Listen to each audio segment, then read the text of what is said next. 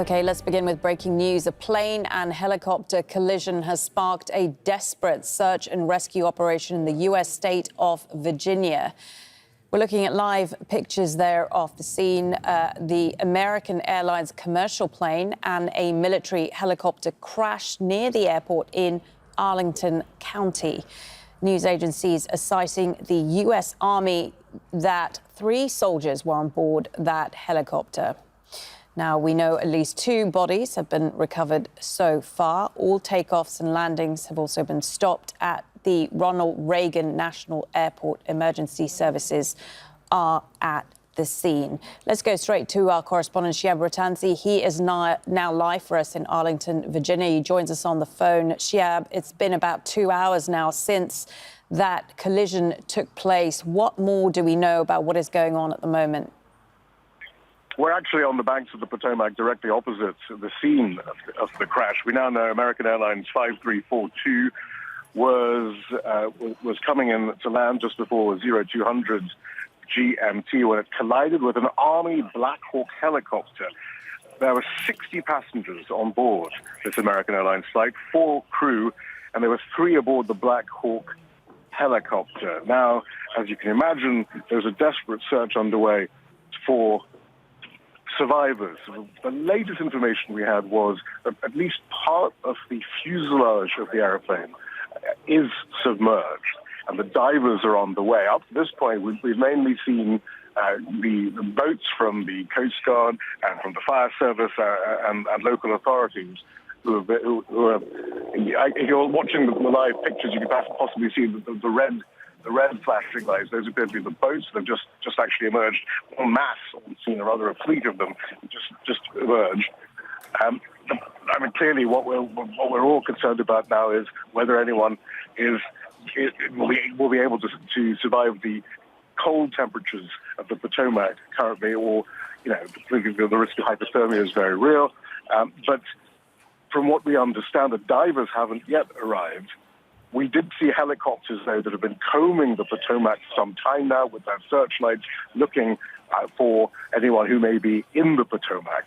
But again, it's all very, very sketchy right now as far as confirmed information. I can say, though, that NBC is reporting the FBI is saying there's no indication of criminality or terrorism involved in the Midair collision, and that we are getting fragmented reports. Senator Ted Cruz tweeted that there have been fatalities. We're hearing reports that some sort of staging area potentially for a morgue has been set up nearby. But right now, I would take everything we're saying with a little bit of a grain of salt. This information can change pretty rapidly. But the scene right now is a desperate search for survivors. Absolutely, Shihab. We're still very early into the rescue operation. As I mentioned a little while ago, about 2 hours since that plane crashed into that helicopter, that military helicopter.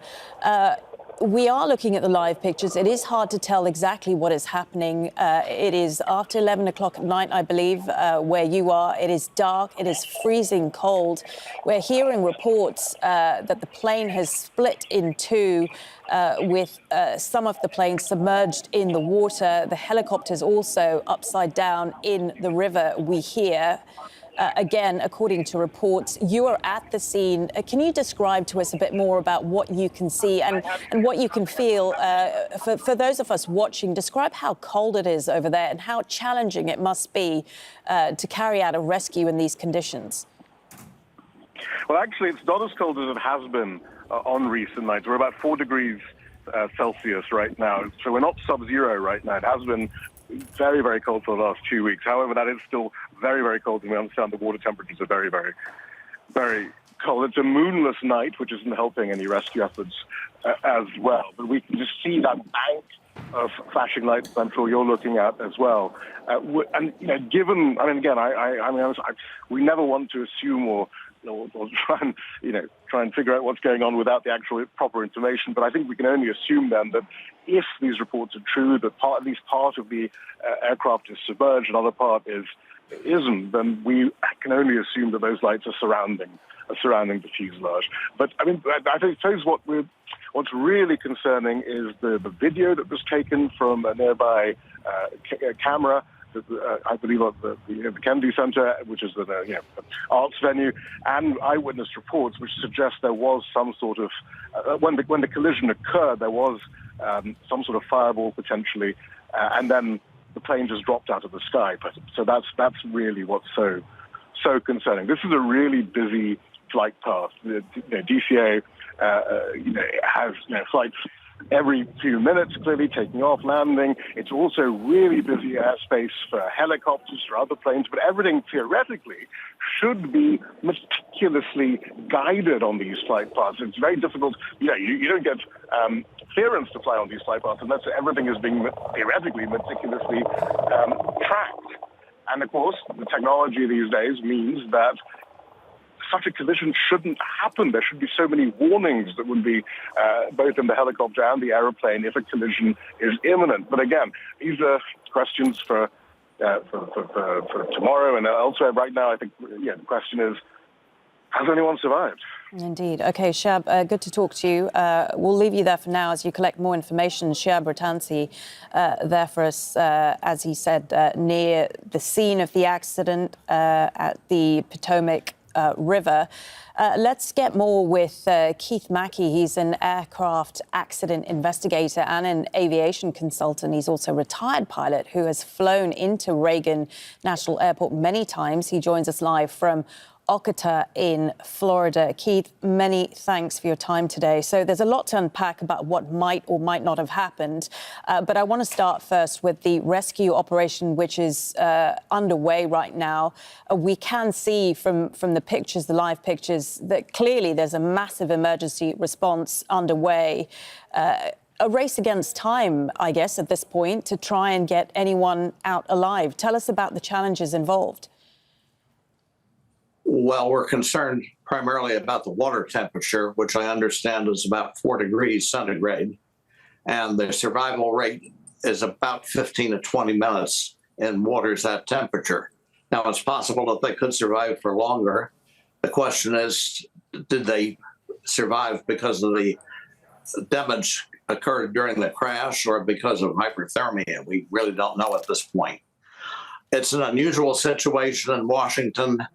The airport is located very close to the center of Washington. The flight paths go along the Potomac River, which divides the city of Washington to Virginia on the left side of the river. In this case, we have found out that the airplane was landing toward the north on runway 33. So Virginia would have been to its left. And in the vicinity of the airport is the Pentagon on the Virginia side. On the right-hand side would be the city of Washington. So it's a very congested area. It's a very busy airport.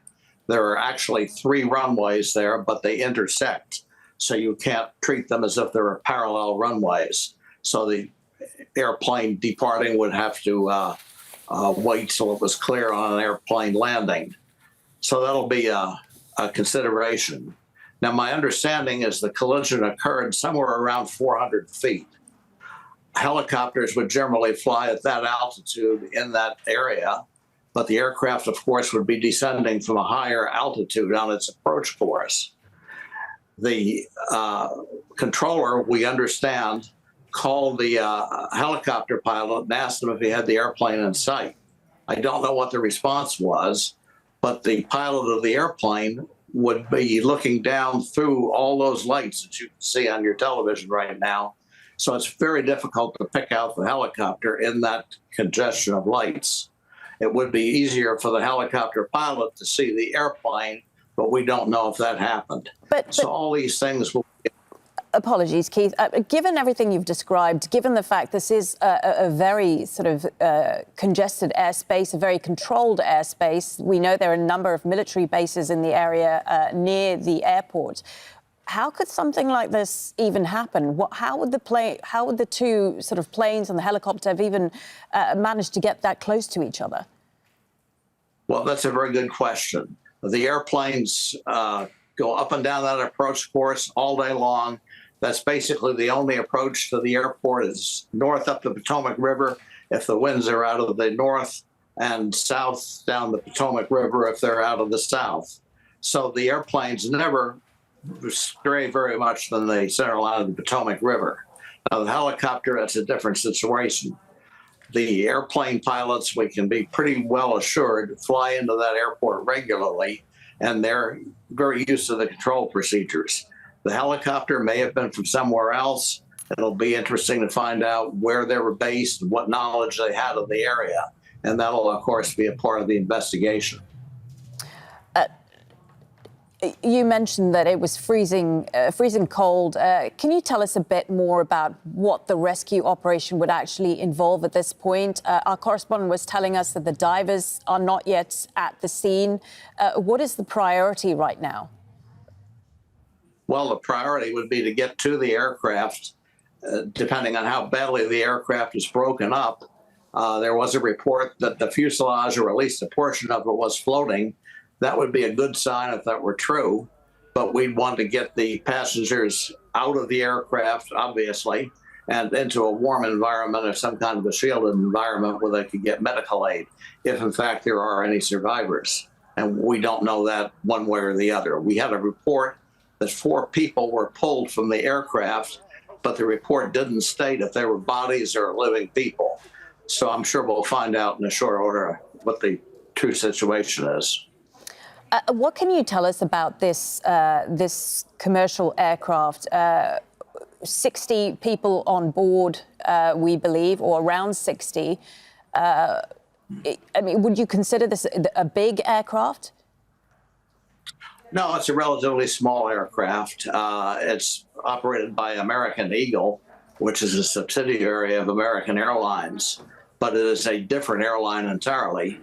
And they operate smaller jets and smaller turboprop aircraft. We haven't heard the aircraft type yet, but this would be consistent with what would be going into Washington Reagan Airport.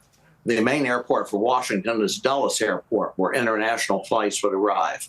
But that's about 25 kilometers to the west, and it's quite a ride from there into the city. So people generally prefer, when possible, to get flights that go into Washington National, or Reagan, as it's called. And these reports that we're getting that the plane has split in two with the helicopter now upside down in the river, is that unusual to you? Well, I'm a bit surprised that they're in shallow enough water so that they'd still be floating. I assume they're floating, but my impression is the river is deeper in that area. So the result would have to be that they were floating, or the fuselages were floating. And that's a good sign. If there are people or survivors on board, perhaps we can get some more folks out, or I'm sure they've done so by now. I think we'll have some figures on survivors, or lack thereof, soon. Okay. Keith Mackey, thank you so much for your time today. Keith Mackey is an aircraft accident investigator and an aviation consultant. Make sure to subscribe to our channel to get the latest news from Al Jazeera.